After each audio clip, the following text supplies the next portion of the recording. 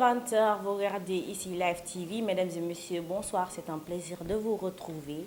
Voici tout de suite les titres de cette édition. À Kayar, les habitants ont tenu une marche pour dénoncer la pollution atmosphérique causée par l'usine de poissons Barna. Le directeur de l'usine Barna a répondu aux accusations de la population kayaroise.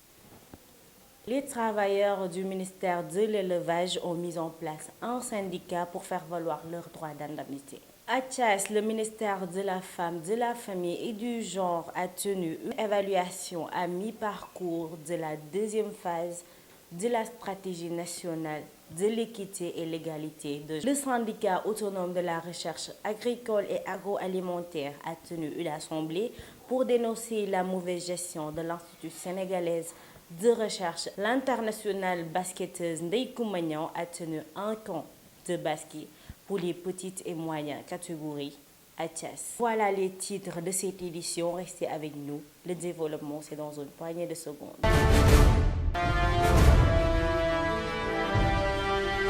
Bienvenue à tous. Merci de vous informer sur ici Live TV. À Kayar, la cohabitation entre la population et l'usine de farine de poisson Barna Sénégal devient de plus en plus tendue. Elle dénonce une pollution de l'air et de la nappe phréatique causée par la dite usine. Les habitants exigent le départ de Barna Sénégal de leur localité au plus vite. Plus de détails avec Mohamedou Lamine Ndiaye. En brassard et tenue rouge pour la majorité, les membres du collectif Taxawu Kayar dénoncent la pollution à grande échelle de l'usine à farine de poisson Barna. Selon eux, l'usine détériore leur cadre de vie et pollue aussi la nappe phréatique. Aujourd'hui, nous sommes face à un danger public que constitue Barna à travers ses émissions de fumée nauséabonde, mais aussi de déversement d'eau usée sur le sol kayarois. Le collectif Taxawu Kayar avait alerté depuis longtemps par rapport à ces genres d'usines. Ça encourage la surpêche et aussi ça encourage une concurrence déloyale par rapport aux femmes transformatrices qui sont un moyen très important sur la chaîne de valeur de la pêche artisanale. La représentante des transformatrices de produits halieutiques dénonce, elle, une concurrence déloyale. Nous qui sommes dans la transformation de produits halieutiques en l'exportant, nous ne parvenons plus à avoir de bénéfices à cause de l'usine qui œuvre dans la concurrence déloyale. Ces Kayarois interpellent les autorités étatiques pour qu'elles règlent cette situation au plus vite avant que cela n'aille plus loin. Nous tenterons d'effectuer des actions judiciaires pour réclamer nos droits. N'est-ce pas la Constitution qui nous garantit un environnement sain? N'est-ce pas le Code de l'environnement et le Code de l'hygiène? Donc nous allons ester en justice pour que justice soit faite et que ces genres d'usines ne prolifèrent plus au niveau du Sénégal. Et qu'à Kayar, qu'on ne parle plus de cette usine Barna. Taxawu Kayar, au-delà de cette manifestation, compte poursuivre le combat, car refusant tout bonnement la cohabitation avec l'usine Barna. En guise de réponse, le directeur général de Barna Sénégal a apporté des éclaircissements aux allégations de ses détracteurs. Par Mohamedou Lamine Ndiaye. Des opposants, des éternels opposants de Barna Sénégal, avec qui depuis plus de 6 ans, ils courent derrière Barna depuis que ça a été un terrain nu, durant la construction, durant le montage, durant le commissioning, et jusqu'à la production.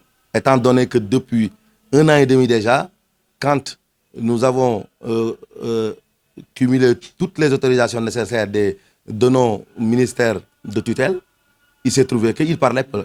Ils ne parlaient plus depuis 1 an et demi, ils n'avaient plus de mots à dire. Pourquoi? Parce que Barna Sénégal a pris tous ses engagements. Barna Sénégal a respecté la législation sénégalaise selon tous les documents nécessaires pour l'implantation de son projet. Et nous respectons l'environnement comme ce qui a été dit sur notre plan de gestion environnementale et sociale. Le syndicat autonome national des travailleurs de l'élevage du Sénégal demande plus de considération de la tutelle. Les adhérents de ce nouveau syndicat réclament des indemnités de logement, de risque et la révision de leur grille salariale. Propos recueillis par Gustave Emmanuel Faye. Donc notre première lutte, nous en tant que bureau du syndicat, c'est la revendication de ces indemnités. Il y aura aussi d'autres objectifs. Nous sommes un bureau, nous sommes une assemblée, nous sommes une communauté et on va se réunir amplement pour fixer d'autres objectifs.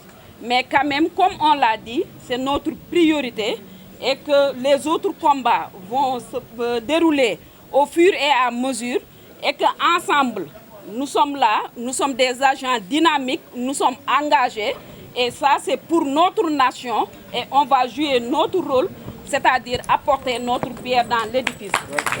Ces employés qui sont dans la brousse, qui dorment dans des petits matelas, qui vont aller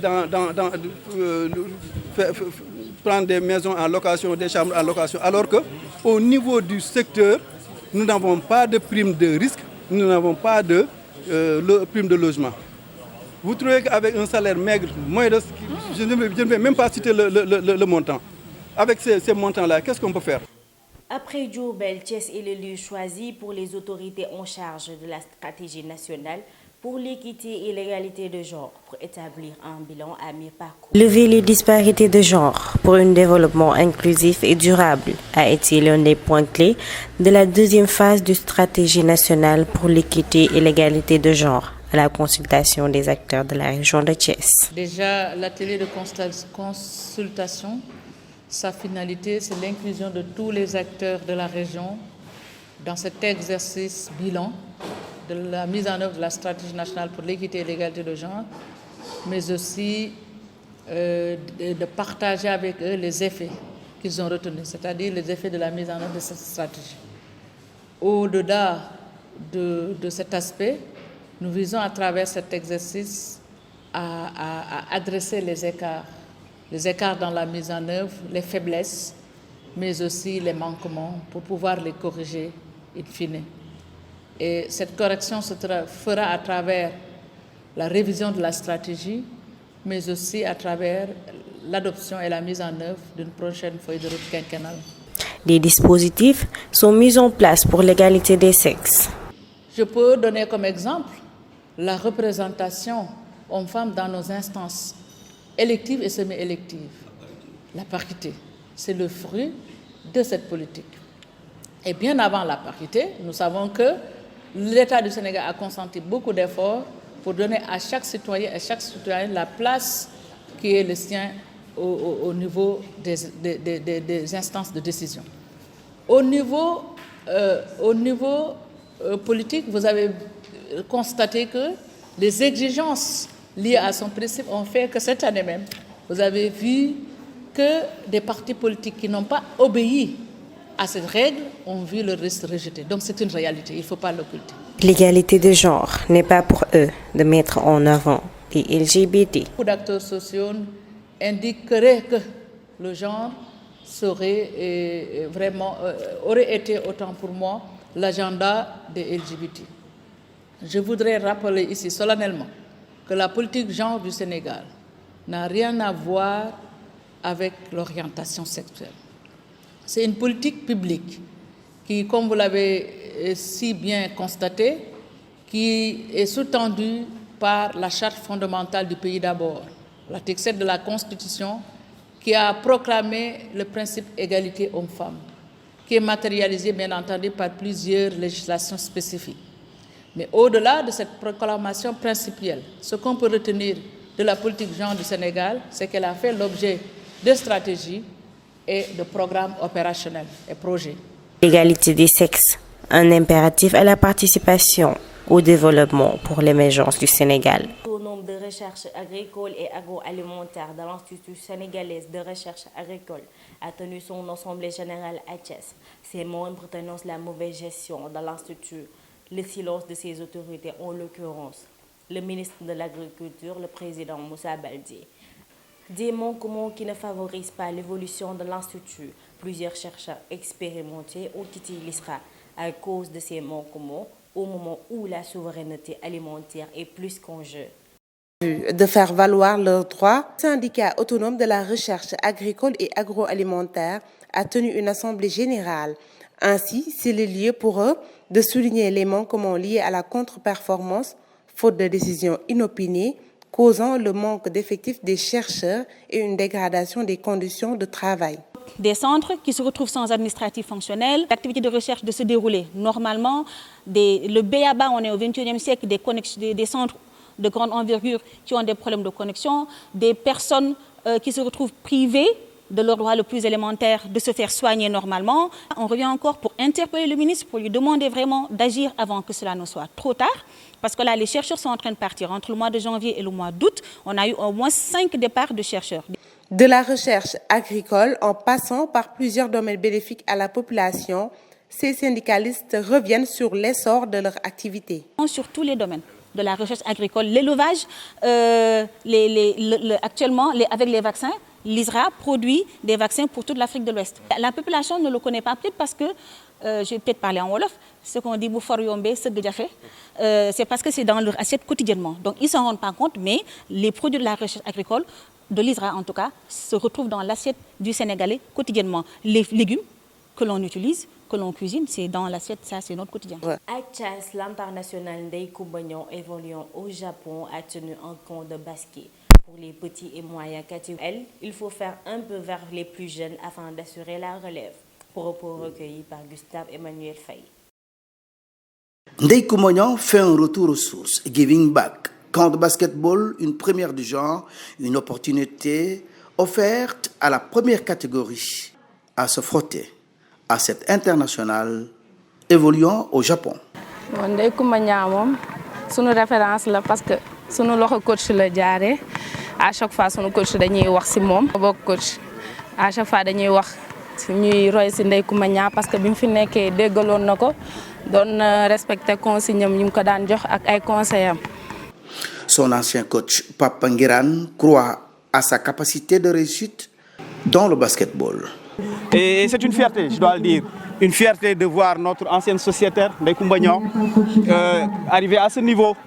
Et on lui souhaite de dépasser ce niveau, on lui souhaite cela, mais en lui donnant un conseil, c'est-à-dire de garder la tête sur les épaules, de rester égale à elle-même, de rester comme elle a toujours été, c'est-à-dire disciplinée, travailleuse. J'espère que le challenge est lourd, d'entrer en présélection, c'est déjà lourd. Mais j'espère qu'elle saura supporter ça. Elle sait que moi, je ne dis jamais des choses que je ne crois pas, auxquelles je ne crois pas. Et elle le sait. Mais je suis à l'aise de dire que Coumba Niang, je suis fier d'elle. Et je suis fier de la montrer en exemple aux autres. Présélectionnée en équipe nationale, ce geste est, selon Ndeye Coumba Niang, synonyme de confiance à son égard.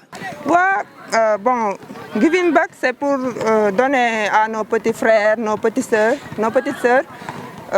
des opportunités pour mieux se développer dans le basket. Bon, savoir que rien n'est difficile. On peut tout faire si on y croit. Il faut avoir la potentialité, mais le mental, savoir qu'on peut tout faire. J'encourage les jeunes aussi à beaucoup bosser pour les études aussi. Bon, je me suis dit, le chemin est long, mais on va y arriver, Inch'Allah. Ça m'a donné du courage et je sais que je dois bosser plus pour être sélectionné. L'équipe de handisport basketball de Thiès a joué son match de gala devant la délégation de la Ligue régionale de Thiès et les parents de Ndeye Coumba Niang. Score 13 pour les jaunes et 11 pour les mauves. Mesdames et messieurs, merci de nous avoir suivis et nous vous donnons rendez-vous demain soir comme chaque soir.